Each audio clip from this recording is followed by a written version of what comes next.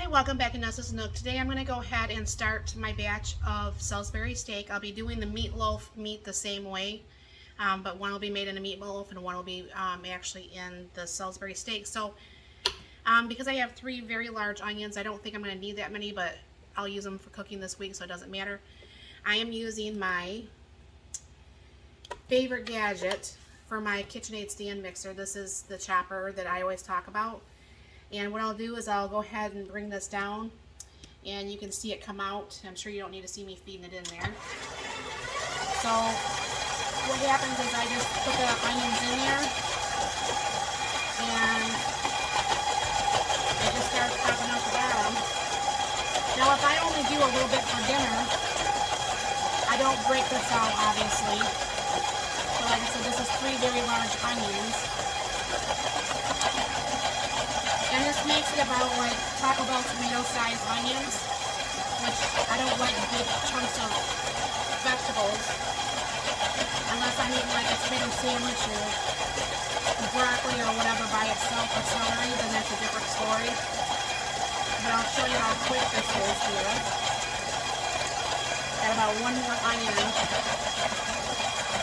left to go. Or maybe one and a half.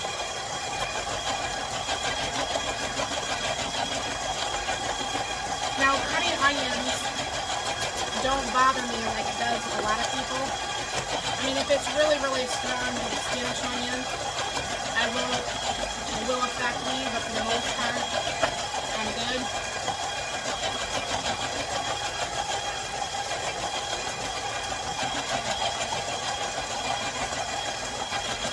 And just a few straggler pieces left here.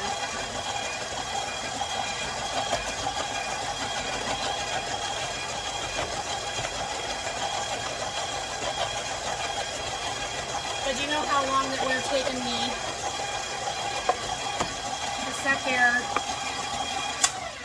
and cut up all those pieces by hand. That's just too much work that I'm not willing to spend my afternoon doing. Then I pull this off. I'll just set this over here on my cutting board and I will get the stuff around to make up the other part of this. Alright, now I have about 5 of the 10 pounds of the hamburger in here. And what I'm going to do is put a little bit of salt, a little bit of Worcestershire sauce. I have to still go get the oatmeal. I forgot about the oatmeal. Put a little bit of Worcestershire sauce, a little bit of ground pepper, a little bit of granulated onion, a little bit of granulated garlic, and let me go get my oatmeal.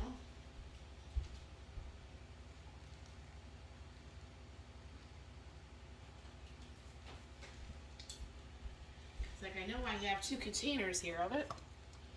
Alright, pour a little bit of oatmeal in there. And anybody who was following me the other day, well this is the onions that were cut, obviously. Anybody who was following me the other day, we had got 31 green peppers. We got that processed out yesterday. This is a 2.5 pound bag and it's very heavy. Weighs more than 2.5 pounds, that's for sure.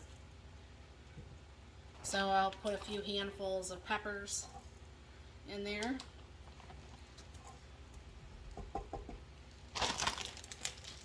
Wipe my hands off a little bit. Put a couple handfuls of the onions in here. I might have to add more oatmeal. I never know because I don't measure this ever. And I have the whisk in here. And I'll go ahead and start whisking that up. Oops.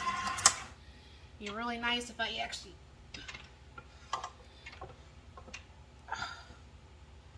Hold on for a minute. I gotta hold on for a minute. Okay, that seriously wasn't any fun. We had to take all the meat back out. And we'll go ahead and start this now to mixing. Now granted, you don't have to have a KitchenAid to do this. But I like to do it this way. And some people do add egg, but the like oatmeal does a very good job at binding. Plus eggs are super expensive.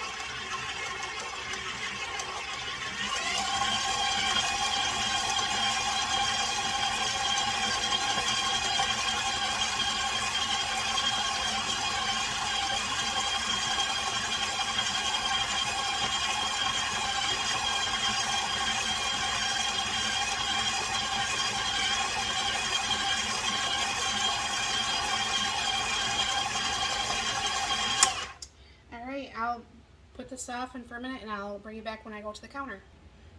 Alright, now I have my container with the parchment paper. And I don't make my Salisbury steak patties as big as I do make my hamburgers. I have no idea how many this will make.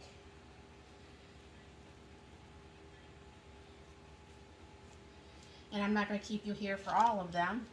But what I plan to do, because I did do some freeze-dried hamburgers, and I think, honestly, I don't see no reason why I shouldn't be able to freeze-dry these also. But what I'll do is I'll bring you back once I have more done. And what's going to happen is, once I get this bottom tray done, is I will be putting another sheet of parchment paper and then go up how many layers it's going to take. These will get actually flash freezed, and then I will put them in a zipper, or not a zipper, excuse me, food saver bag and vacuum them down. And when I get done with all the hamburger that I did do, then I can run a batch of this and the meatballs that I'll be making with the rest of the other 10 pounds of the because I bought 100 pounds of hamburger on Friday. I canned up some. I have 19 trays in the freeze dryer, or for the freeze dryer. The second load's in there right now. And then I have the 5 pounds of the Salisbury steak, the 5 pounds of the meatballs. I canned 9 pints of hamburger yesterday. And I made up some and I put it in the bags that I use, that you see me pull the hamburger from when I do my meals, when I don't use my freeze-dried hamburger. So hopefully, with any luck, this is hopefully going to be enough hamburger. That 100 pounds should be enough.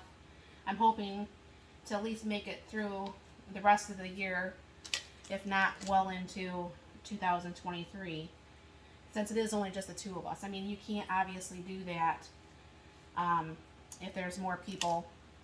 But like my husband and I, he usually has 2 of these Salisbury steaks, and I have 1. I'm not a super big fan of Salisbury steak. I do like them when I make them myself, so I can tolerate a little bit better. But I'll put another sheet down and I'll bring you back here. Alright, I ended up getting 30 of these, so that's going to actually be 10 meals. That's not going to be pretty much once a month or anything, but I do have a couple that's actually back in the other freezer. So this makes it really nice to have homemade Salisbury steaks. And thank you very much for stopping by, and you have a very blessed and wonderful day.